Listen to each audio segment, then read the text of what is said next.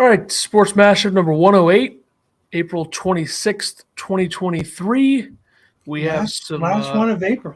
Yeah, we have some more NBA playoffs to discuss. We have the NFL draft to talk about. We have Major League Baseball notes. We have the Stanley Cup playoffs. We got some picks. Plenty to do in this one. We'll start in the NBA. Yeah, Tyler Hero had surgery on his hand, out at least 6 weeks, which I don't know why they just don't say out until the end of the season, because I don't think the finals are less than 6 weeks away. That's true. I don't know how long you're going to see the Heat play without Hero, but it's certainly interesting that they've been as good as they've been without him. And then you got the Timberwolves. Anthony Edwards cited for third-degree assault after the Game 5 loss to the Nuggets, which clinched it for the Nuggets. Supposedly he threw a chair that hit there's a video two female workers. Yeah, I knew something felt off with this. I forgot to put the underdog hat on. My bad. The Anthony Edwards video is it's a joke. I mean, he doesn't even really do anything. He just picks up a chair. You don't see any sort of force. He just kind of drops it and then runs into the tunnel. I don't really understand. I think this is all for headlines. I don't really think there's anything there. He's not actually going to get charged for it. I would almost guarantee that. Well, especially it being third degree. Very bizarre. Very bizarre story. Like, you think if you actually threw it and hit him, it'd be like second. Plus, there's a video that'll exonerate him, so he'll be fine. But just a very weird story overall. Well, and then that video is the one making him look like a good guy, and then there'll be another angle they haven't shown yet. That's true. He throws another one out of the locker room. Yeah. And then the new NBA CBA has came out. More to know on that next week. Yeah, that'll be interesting to go over some of the details there, given the fact that there's some things that I strongly disagree with that they're going to be doing in this league. Yeah, because I knew before it came out, they said, will the new CBA mess with Jaylen Brown? Yeah. I don't know if that meant if the Celtics are going to be able to keep him or I don't know. What? Yeah. In Game 3 against the Nets, you had James Harden thrown out and Joel Embiid getting a flagrant for the Sixers. Obviously, Embiid ended up getting hurt, and he might miss a little bit of time. He already missed a game of that series. They won without him, and he could miss the beginning of their second-round matchup, which is going to be against the Celtics or Hawks. Celtics or Hawks, yeah. But I think Embiid should have been thrown out, and Harden should have been given the flagrant, if we're being honest here. Did this all happen on the same play? No, Embiid's was earlier and Harden's was later. Oh. But it didn't really make sense to me with Embiid not getting ejected. What he did was worse. Clippers Kawhi Leonard diagnosed with a torn meniscus. This injury this time felt a lot like 2021, where he looked really good in the playoffs in that series against the Jazz in the second round, and then it was over just like that. They said he was questionable. They were kind of making it seem like it wasn't that serious of an injury, and we didn't see Kawhi for a long time after that. I don't know if that'll happen again here, but obviously a brutal situation for the Clippers not having Kawhi or Paul George, and I couldn't have expected them to be able to last in that series without them. But they made it a close game in Game 5. Yeah, the Suns did not. The Suns are lucky that they had that matchup in the first round without those guys there, because they're still trying to figure things out. So I don't know. It took a Devin Booker had probably, I would say, he was elite in every game of the series, but he had a couple where he was just absurd. I think Game 2 he had 45, and Game 5 he had 47. So if they didn't have Booker, Durant scoring at the level they were scoring at, the Suns would have been in serious trouble. They got some stuff to figure out. But who knows when we'll see Kawhi Leonard again. They just extended him too, so it's a problem. The Portland Trailblazers get a G League team, leaving the Suns as the only team in the NBA without a G League team, which, as I said off air, I think the Suns' new owner being in place now, I think they'll have a G League team within the next couple of years for sure. Yeah, which as a they're the only team with that one as of now. Yeah, knowing the new owner came in. Yeah, they'll have that figured out here soon.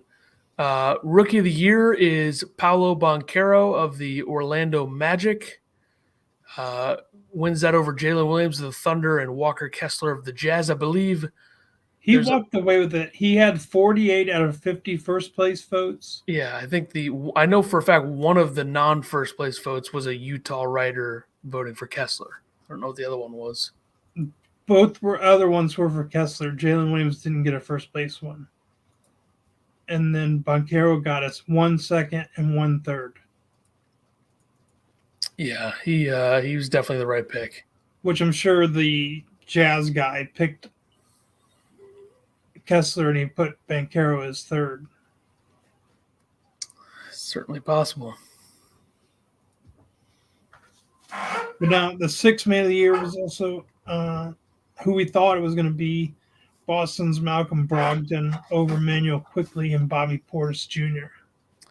Yeah, I thought there was an argument to be made for Quickley in this one, but Brogdon's the right pick overall. You look at the numbers that he gave the Celtics off the bench. Yeah, I think that was the right pick. Coach of the year is between Kings Mike Brown, Thunder's Mark Daigneault, and Celtics Joe Mazzulla. I think Mike Brown's going to be a slam dunk for this one, given what he did for the Kings in his first year. Most improved player was Lauri Markkanen of the Utah Jazz over Oklahoma City Thunder Shai Gilgeous-Alexander and New York Knicks Jalen Brunson. Once again, another one of the right picks, kind of owned the narrative for this award for a while. Maybe slowed off a little bit towards the end of the season, but the right pick was Markkanen for sure. Yeah, just on his average and such. Yeah, the definition is most improved. He was the most improved out of those three.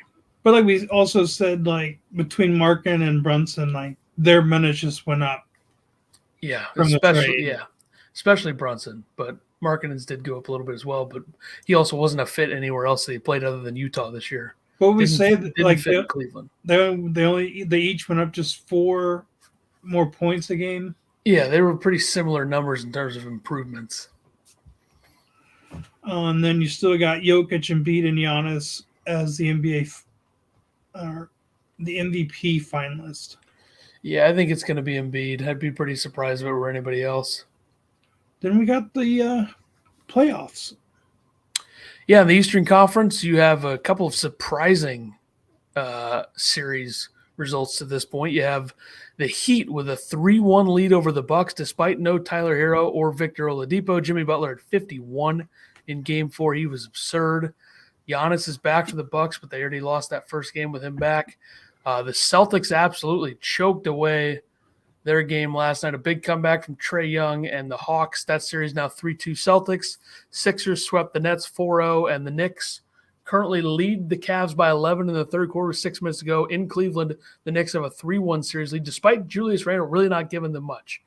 Well, he twisted his ankle earlier and went to the locker room. I don't know if they've taped him up and he's back on the floor or. Yeah, I'm looking here. They got Robinson, Brunson, Barrett, Hart, and Toppin in. So Randall not out there right now. He said he's played 60 minutes, though, so he may be back. Yeah, I'm going to see if he's on the bench, but shows how good Brunson is. Brunson's just so good. It's a big reason why the Knicks are the Cavs have kind of looked like pushovers a little bit. Donovan Mitchell, not great. Back-to-back years in the playoffs for Donovan Mitchell where he's been not good on either end. Evan Mobley's been non-existent. Yeah, I think a lot of this is game planning and matchups. I think the Knicks can game plan and match up the way they want to, and it's not a good matchup for the Cavs, I think. And then Karis LeVert, he's doing what he can. Somebody's got to score at the two or three spot. See, the Sixers are the only ones who have clinched so far in the East. They'll play the winner of the Celtics-Hawks matchup. And then in the Western Conference, you have 2 clinching teams. The Nuggets beat the T-Wolves 4-1, and the Suns beat the Clippers 4-1. So those two will match up. And then the other matchups are the Lakers are 3-1 over the Grizzlies, and the Kings and Warriors is set at 2-2. But currently, you got the Grizzlies up 11 with 2 minutes left before half. Yeah. We'll see. I envision a couple of game sevens at least. I think the Grizzlies can force a game seven. I do think the Bucks could also do it. I'm not saying they will. And I think Kings Warriors will go 7. It deserves to go 7 with the way that series has been. But when you got Nuggets Suns, pretty heavyweight bout. I believe that these are the 2 favorites to come out of the West, unless the Nuggets are third, because I know the Suns are first to come out of the West, which if you watch the way they play, I wouldn't be so convinced right now. But I also think the Warriors are in the mix somewhere there too. So we'll see. Okay, on to the NFL. It is draft week, and what the draft has become is a big production. There's going to be a lot going on. That's what the NFL draft is at this point. Yeah, I mean, there's a live band at the draft this year. You got Travis Kelce throwing his own music fest or whatever together. And it's stretched out to Saturday now. In terms of the coverage, it's just nonstop. So we'll see. Upon further reading this week, since I'm trying to get kind of late prepared for the draft and knowing what's going on, it feels like this class is not great, but we'll see. Yeah, especially with what we'll come to in just a second. Yeah. 5 players being suspended for betting, 4 Lions and 1 Commander. One of the Lions, Jamison Williams. Yeah, luckily for him, he wasn't making bets because he's only suspended for 6 games or 4 games. Yeah, he wasn't making bets on football. Yeah, the other ones are the entire season. One Commanders, I think, was a D end. Yeah, I don't remember the names other than Jamison Williams. I don't either. But showing they're cracking down on this, though I don't know how they're really finding out this. Yeah, that's a good question. I don't know either. Like, are they somehow in with FanDuel and DraftKings and want to know accounts? Well, I'm sure they could figure that out if they wanted to. They're in bed with all these companies. And then the Titans GM says, haven't received trade calls on Derrick Henry, which I can't believe that he hasn't gotten a single call about him. Well, I think there's something to this in the fact that he's a running back and his contract in terms of what you're paying this upcoming season is a lot. It's almost $17 million against the cap. So I feel like plus he's probably going to need another contract to go on top of a trade. So I don't really see what team would actually want to spend draft assets on that. It's why these types of players aren't typically traded often. I think Christian McCaffrey was an exception for a number of reasons, but yeah, I think NFL teams probably want to keep their draft capital close to their vest when it comes to trading for a running back who's going to be 30 soon. You wouldn't like him in Green Bay? Not with their current depth chart. No, I don't think it would make sense. You just got to roll with Aaron Jones as much as you can and A.J. Dillon behind him. But I think things will change after this season. But I think you got to roll with what you have right now. What if you traded both of them away for him? I like Aaron Jones too much to do that. What about the Bucks? I would take him. Don't the Bucks have to have some cap issues somewhere? That's another thing here is like there's a lot of teams with cap issues. Does Chicago have a running back other than Fields? I think so, but that would really take away their game plan with Fields. I guess. Oh, you want me to hand it off? You don't want me to run it?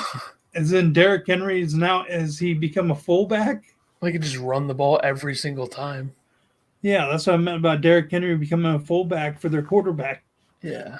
I guess they do have DJ Moore now, which signals they might want to pass the ball a little bit more. The Eagles hired former Lions head coach and Patriots coach Matt Patricia is a senior defensive assistant. Just keep him in the weeds. Let him watch some tape. Don't let him do any real coaching, I would say, is what I would do here. Oh, though to the Derrick Henry thing, there was like a fake Twitter tweet that came out saying that the Eagles had traded for him. Yeah, I don't see that happening, but no, this was like a week ago. I think there's some legitimacy to people actually thinking that the Eagles could do it, but I don't see it. I don't know how they could afford it. Yeah. Plus, why even spend the draft assets for that? I don't see the point. It's like, I can't believe they let go of Miles Sanders. It's true. All right, we got to rip the Band-Aid off with this one. The Packers officially trade quarterback Aaron Rodgers, pick number 15 and pick number 170 to the New York Jets for pick number 13, pick number 42, pick number 207, and a conditional 2024 second-round pick that becomes a first if Rodgers plays 65% of snaps for the Jets this season. I said multiple times that I thought I'd be underwhelmed with the return, but I think this is a good return given his contract, given that he was never going to play for the Packers again. He made that clear, and given the fact that people said constantly the Packers have no leverage, which just that they don't understand how leverage works. But this is a very good return, in my opinion, based on my expectations. My expectations was like pick 42, a conditional third, maybe a conditional third next year or something. Yeah, I remember you saying that they weren't going to get the first. Yeah, this is – and I'm perfectly fine with the swap there. You get ahead of the Patriots and Jets now. Those teams could be looking to take a position that the Packers might be looking to take, which I'm really hoping for one specific player to go to the Packers, and I know it's not going to happen. I don't know why I'm getting my hopes up. But is it the same guy we've talked about? It is a receiver that played at Ohio State. That is where I'm at. That's where I've gone. But there's a couple other guys that I would accept. It's not Darnell Washington anymore. Now I'm hoping that he falls in their lap at 42, which is very possible because there's a lot of good tight ends in this class. He's probably going to be like the third or fourth one taken, so he could be at 42, and he fits their athletic profile. That's the biggest thing with the Packers, that they have Gutekunst and his staff have very specific likes in players, and that's why the people are always surprised by who they pick in the first round. And you got to think that this is like 100% set as a first round pick for next year, unless he gets hurt. Unless he gets he broke his collarbone twice. Unless that happens again, there's really no injury that's held him back for that many games. Yeah, and if you're the Jets right now at 15, you got to think this offensive tackle class is not very good. But if we can get one of the top ones at 15, like Paris Johnson Jr. or Darnell Wright, I think you got to do it because you can't really rely on Mekhi Becton to be healthy because he hasn't been, but it looks like he's turning in the direction that he will be healthy this season. But you got to get some offensive linemen in front of Rodgers. You got the weapons. If Brees Hall comes back healthy, you got Alan Lazard there, you got Garrett Wilson there. You got two tight ends with Uzoma and Coughlin. What's his name? Coughlin. Yeah. So, and you got a good defense too. So you got to do that. I'm fine with the trade. Knew it was coming. Still weird. He's going to be wearing number 8, which is very weird. It was his college number. Yeah, Namath did give him. Yeah, he didn't want to do that, but Namath said he could wear number 12. Yeah, I do have a to show you my commitment to Rodgers in his career. I do have a Cal Berkeley Aaron Rodgers number 8 jersey. So I guess I could pull that out sometime if I had to. Are you gonna buy a Jets 8 number? I don't know if I'll get a jersey. I'd like to get something just to kind of show. Like, I'm never not going to be a Packer fan, but I'm not going to be rooting against the Jets. I hope he does well there. Just a T-shirt, jersey, kind of. Yeah, maybe. I don't want to do anything too blatant that makes me look like a Jets fan. Got to be loyal to the G. But yeah, the draft starts tomorrow, and then our mock drafts. I have Mel Kiper's. I was going to go Daniel Jeremiah, but he didn't reveal his final one until just now on NFL Network. So I'm going with an old friend, Eric Edholm, who was at Yahoo Sports. I had him on a couple different mock draft shows back in the day. We still somewhat friendly on Twitter, but he's working at NFL.com now, so give him a shout out. This is his final mock. This is from 2 days ago, so 3.1. Mel Kiper hasn't done one since the 11th, so Well, you can where are we just going kind of from? swap some stuff around if you need to, like Packers at 13, Packers, 15, whatever.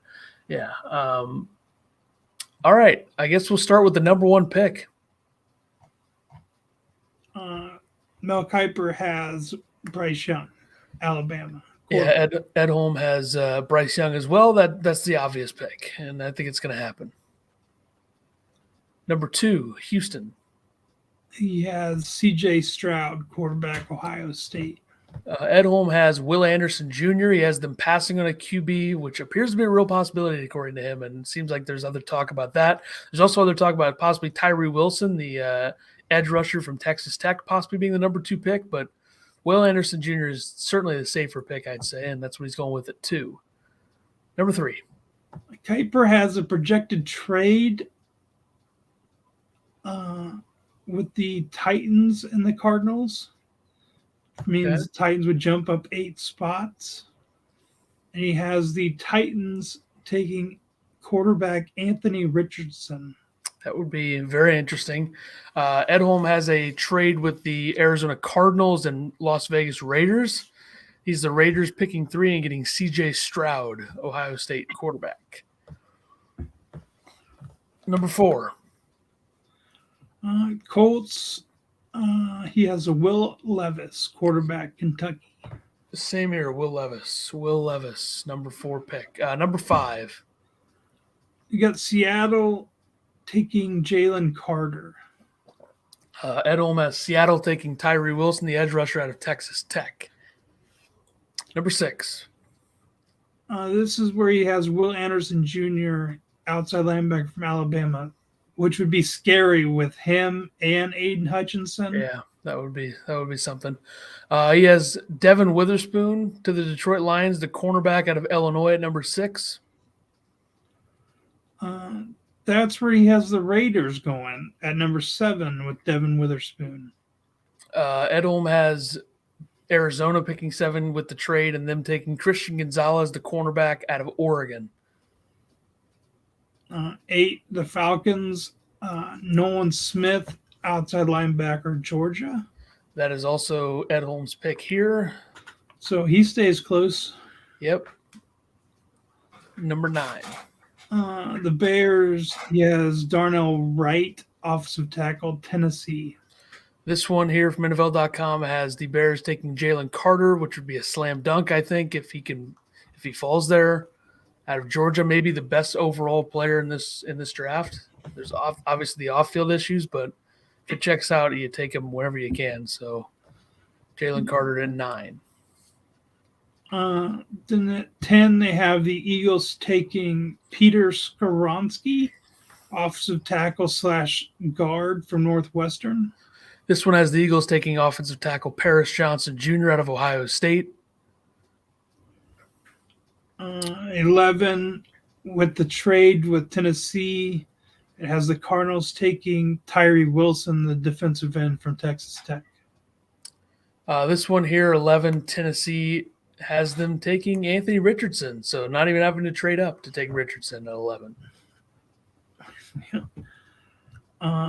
This one is going to hurt you because at 12, it has the Texans taking Jackson Smith and Jigba, wide receiver, Ohio State. Yeah, it's the same pick here. I would rather that happen than them passing on him, though. And I'd rather him go to Houston than like an actual threat. So you want me to say what he has the Packers taking at 15? Yeah. He has them taking Dalton Kincaid, tight end from Utah. Yeah, I've been on record multiple times saying I don't want a tight end in the first round. But I've seen Kincaid in so many mocks that I'm starting to talk myself into that being okay. And one reason that it is because I've heard people say that he reminds them of Travis Kelce in the way that he plays. If that's the case, then you could sign me up and give it a chance. He had He's the best pass catching tight end in this class. He had 16 touchdown receptions over the last 2 years. He can stretch the seams in the middle of the field, and he can create easy connections for Love. Sounds like Kelsey. This one has the Packers taking Miles Murphy, edge rusher from Clemson. I think Lucas Van Ness from Iowa fits their profile a little bit better, and if he's on the board, I think they would take him over Murphy. But Murphy is a stud. I think there's a lot of talent there, but it would take some developing. But I wouldn't hate that pick either. 14. The Patriots has them taking Christian Gonzalez, cornerback, Oregon.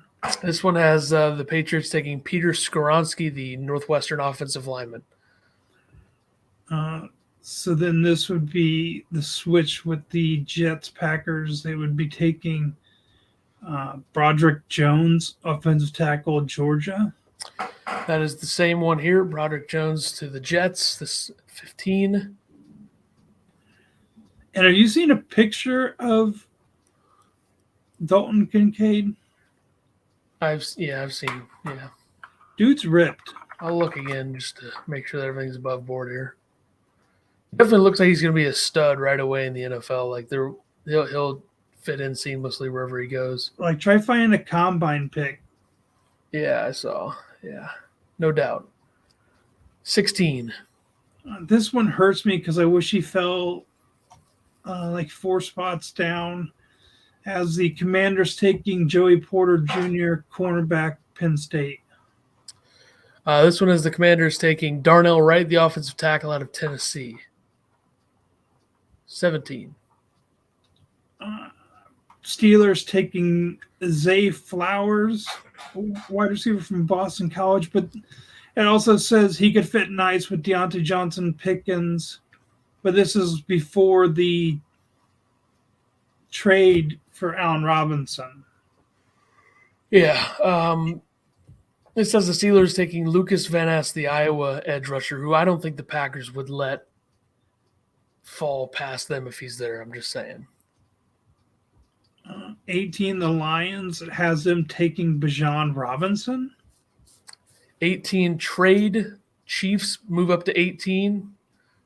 Draft is in Kansas City. This would make the crowd go wild. And as them taking Zay Flowers, the wide receiver out of Boston College, it says Chiefs might need to leapfrog a number of wide receiver hungry teams to land Flowers if he's indeed their guy. Number 18 overall could feel high for Flowers. But I mean, you're drafting a running back. You have DeAndre Swift, who's in the last year of his rookie deal, but you also just signed David Montgomery. Yeah. So, and with all the issues you just had, now with losing 3 players, which I think are all defensive, like 2 cornerbacks and a safety, I think you might go a different route than a running back. I would agree. So, on to 19, the Bucks. It has them taking Paris Johnson Jr., offensive tackle, Ohio State. So then you have Tristan Wirfs on one side and Paris Johnson on the other.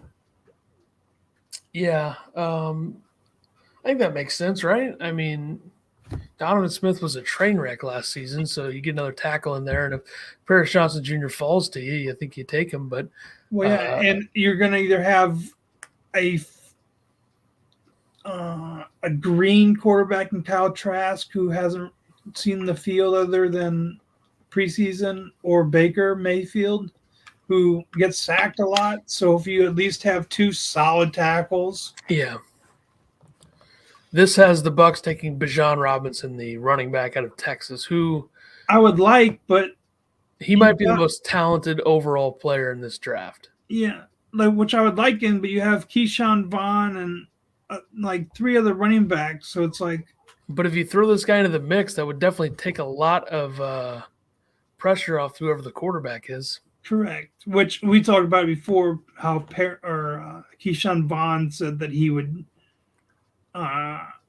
if Bijan came there, he would beat him out for the number 1 spot. Create a good competition. Number 20. Seahawks taking Miles Murphy, defensive end, Clemson. This is a projected trade with the Seahawks and Giants. The Giants move up to 20 to take Jordan Addison, the USC wide receiver.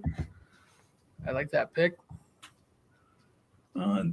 This has the Chargers at 21 taking Jordan Addison. This has the Chargers at 21 taking Joey Porter Jr., the corner out of Penn State. So this would mean that he's a great route runner who knows how to get open, though he's not quite as explosive as Zay Flowers. He had 100 catches for 1,592 yards and 17 touchdowns at Pitt in 2021 before an injury at USC last season forced him to miss time. Jordan Addison and Justin Herbert would be very fun. But yeah, Joey Porter Jr., the pick here, NFL.com, Chargers 21. So you'd have corners going 6, 7, and 21. And 22 and 23 here. A little run on corners with this mock. Yeah, 22, the Ravens, Deontay Banks, quarterback out of Maryland. That is the pick here as well. You get him to start on the other side of Marlon Humphrey. Yeah. This also has the Vikings taking Emmanuel Forbes, cornerback, Mississippi State. That is the same one here as well, yes. Who will replace Patrick Peters, or cornerback is clear need for Minnesota, which replaced Patrick Peterson with Byron Murphy. Yeah. 24. The Jags. They are taking Lucas Van Ness, defensive lineman from Iowa. This has the Jags taking Brian Branch, defensive back out of Alabama, probably a safety. 25. Giants taking DJ Turner, cornerback from Michigan. This says the Seahawks with that projected trade with the Giants taking Michael Mayer, the tight end out of Notre Dame. Mine has at 26 the Cowboys taking Michael Mayer to replace Dalton Schultz. Mine has the Cowboys taking Dalton Kincaid out of Utah, the tight end. It says that Mayer is the best all-around tight end in the class. He's not afraid to latch onto a defender and block. Don't discount his receiving upside. Either he had 180 catches for 2,099 yards and 18 scores in 3 college years. Not bad. 27, the Bills has them taking Trenton Simpson, linebacker from Clemson. 27, the Bills taking Jalen Hyatt, the wide receiver out of Tennessee. I think this would be a great fit. This just is basically trying to replace Tremaine Edmonds in the middle linebacker. Yeah. 28. This has the Bengals taking Brian Brzee, a defensive tackle from Clemson. I remember the story where he had his sister who was ill with something, who I think passed. Yeah.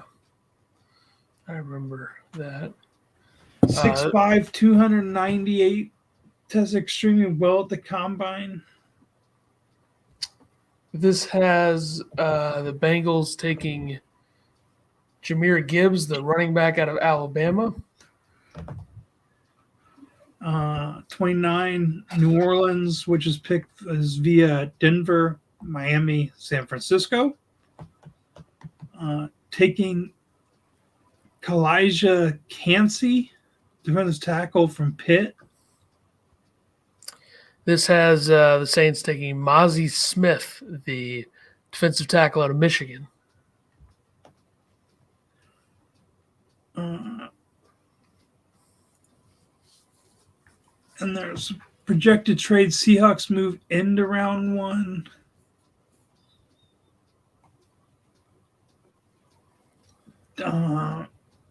With the Eagles, so there would be the Seahawks drafting at 30, taking Hendon Hooker, quarterback from Tennessee. This has the Eagles taking Brian Brzee from Clemson, the defensive tackle. I don't mind the Seattle taking Hooker. I mean, he's going to need time to recover from the ACL still, and you just extended Geno. It feels like the only quarterbacks that would fit for Seattle would be Hooker or Richardson, More so Richardson because of the development time, but And then the Chiefs take Will McDonald, the fourth defensive end from Iowa State. this says with the projected trade with the Chiefs, the Lions taking Kalijah Kancey, the defensive tackle out of Pitt, who's very talented, would be a great pick value-wise at 31. Round 2 has the Steelers taking Anton Harrison, offensive tackle from Oklahoma. I don't have round 2 information on me here, but That's all. I have 1 and 2. oh, who's the second? Huh? You have rounds 1 and 2? Yeah. I only have round 1, so So then at 33, they have the Texans taking Felix Anudike Uzoma, defensive end from Kansas State. Probably murdered that last name. yeah, that's cool. Then it has the Cardinals taking Quentin Johnson, the wide receiver from TCU. Colts taking Brian Branch, defensive back from Alabama. 36, the Rams taking Keon White, defensive end from Georgia Tech. This would be the Eagles' trade with the Seahawks. They would be taking Jahmyr Gibbs, the running back from Alabama, who would sit behind Kenneth Gainwell and Rashad Penny. The Raiders taking Osiris Torrance, guard from Florida. Carolina taking Drew Sanders, linebacker from Arkansas. Saints taking Darnell Washington, tight end, Georgia, at pick 40. 41 would be a mock trade with this is a trade with Tennessee. Taking Mozzie Smith, defensive tackle from Michigan. 42, which this just has the Jets taking Luke Musgrave, tight end from Oregon State. So I don't know who the Packers would take there. Yeah, that's a good question. The Jets also have the 43rd pick, taking Joe Tippmann, center from Wisconsin. So they're taking one. I don't know if they take the tight end there or if they take the center at 43. 44 is the Falcons taking Kelee Ringo, cornerback from Georgia. Here's Green Bay at 45. So they have Byron Young, outside linebacker from Tennessee. So you could take him there at 42. Yeah. 46, Matthew Bergeron, offensive tackle from Syracuse. 47, the Commanders taking Blake Freeland, offensive tackle from BYU. 48, the Lions taking Jack Campbell, inside linebacker from Iowa. 49, Steelers taking Julius Brents, cornerback from Kansas State. The Bucks taking Eddie Tamuwa Eddie Bawor, defensive lineman from Northwestern. 51, the Dolphins taking Steve Avila, guard/center from TCU. This would be Eagles pick again via the trade from Seattle, taking Derek Hall, offensive linebacker from Auburn. The Bears taking BJ Ajulari, defensive end from LSU. 54, the Chargers taking Brenton Strange, a tight end out of Penn State. And this is the Lions taking Jalen Hyatt, the wide receiver out of Tennessee. Surprised he's dropped this far. Yeah, he was going in the first round of the other mock. But so far, this would have them taking Will Anderson at 6, Bijan Robinson at 18, Jack Campbell at 48, and then Hyatt at 55. Huh. 56, the Jags taking Cam Smith, the cornerback from South Carolina. 57, the Giants taking John Michael Schmidt, the center from Minnesota. Cowboys taking Jonathan Mingo, wide receiver from Ole Miss.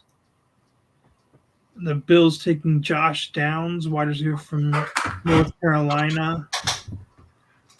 Number 60, the Bengals taking Zach Charbonnet, running back from UCLA.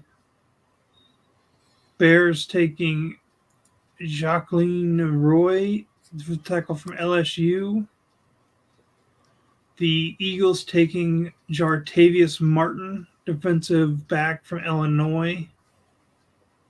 So you'd have them at 10 taking the tackle / guard from Northwestern, Jameer Gibbs at 37, Derek Hall, linebacker at 52, and then corner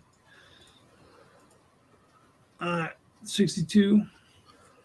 And this has the Chiefs at 63 taking Marvin Mims Jr., from wide receiver from Oklahoma. Averaged more than 20 yards per reception each of the past 2 seasons. That'll play. Ran a 4.38 at the combine.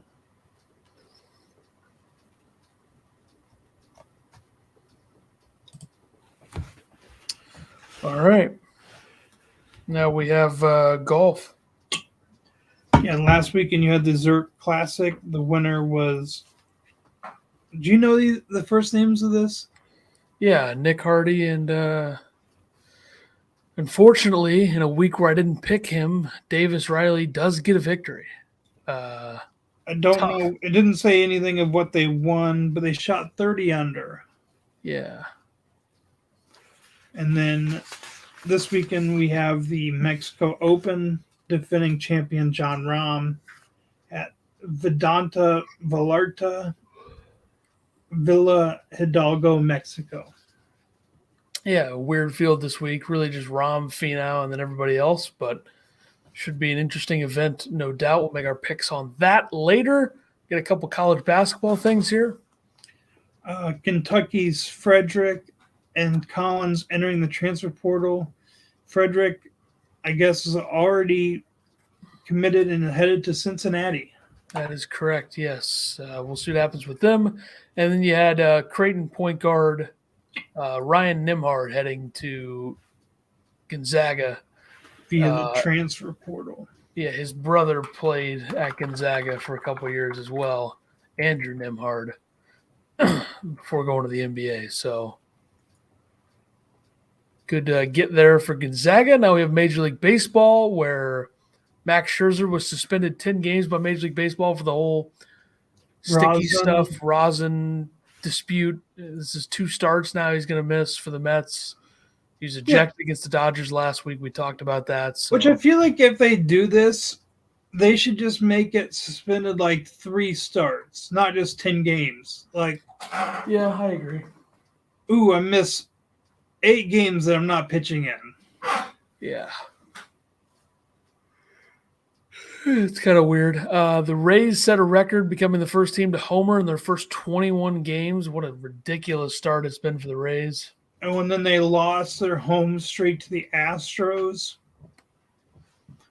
Either yesterday or Monday. Terrific run for them to start the year. Yeah. The Cardinals, who are a disaster, they sent rookie Jordan Walker down in AAA after they have an outfield logjam issue, and then their team stinks. They're 9-15. Walker wasn't even starting, and I did say send him down if he's not going to play, but it's a disaster. I don't really want to talk about it. If I'm sending anybody down, I'm sending down Tyler O'Neill. Quit swinging at every ball. O'Neill hasn't been that bad, but I wish they would have just traded one of their outfielders, preferably him, before the season starts. He strikes out so much. He swings at balls above the strike zone. But the thing is, he's batting .264, so it's not that bad.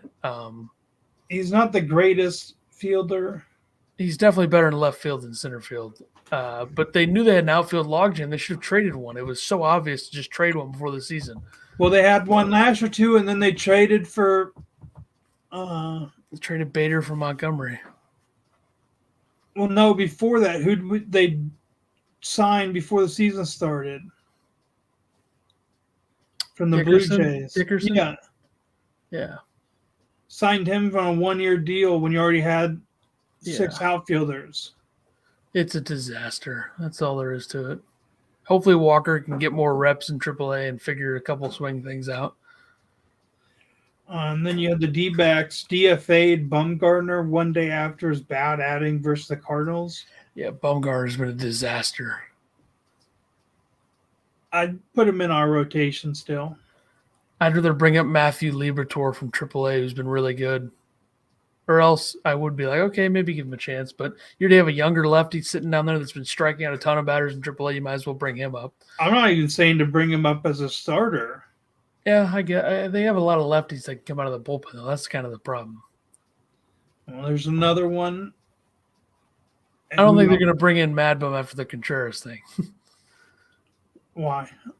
Him and Contreras going back and forth with each other, it's a whole big thing. And yeah. Cubs pitcher Drew Smyly loses his perfect game in the 8th by basically being tackled by Yan Gomes. Yeah, that was a very funny way to lose the perfect game. But he was really good in that game. And it was against the Dodgers, who have plenty of hitters. So yeah, it wasn't even a bunt. It was just like a chop down the third baseline. Smiley bent down to pick it up, and Yan Gomes basically almost speared him. Yeah, it was weird. And then Phillies and outfielder Brian Reynolds reached an 8-year, $106.75 million extension. Yeah, the Pirates are off to a great start. Getting this deal done. They've been talking about it a lot before the season and end of the season, and I think it helps that their record is as good as it is. It's a good deal for both sides. Well done. Pirates spending money. Player of the week. I got a guy who had a little bit more production than I don't know what's in my throat. A little bit more production than Matt Olson last week, but I don't know. You only had 14. Well, he got walked 9 times. Okay. Yeah, so Max Muncy is my pick here. 5 for 14, 4 home runs, 6 RBIs, 5 hits, 4 runs, 9 walks. Leads the league in home runs, I believe. So that one, I don't know if he had to put the 5 hits in since he was 5 for 14. That's a good point. I don't know why I did that. I took Phillies center fielder Brandon Marsh, 7 for 21, 2 home runs, 1 triple, 1 double, 4 runs, 3 RBIs, 6 walks. What was my picture I had for this?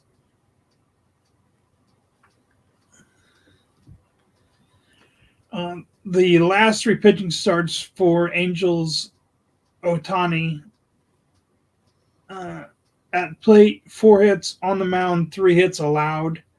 He's the first MLB player to have more hits at the plate than he allowed on the mound over a 3-start span, minimum of 15 innings pitched since Detroit's Schoolboy Row from July 28th to August 17th in 1934.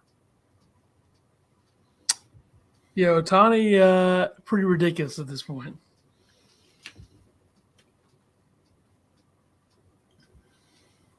There's no doubt.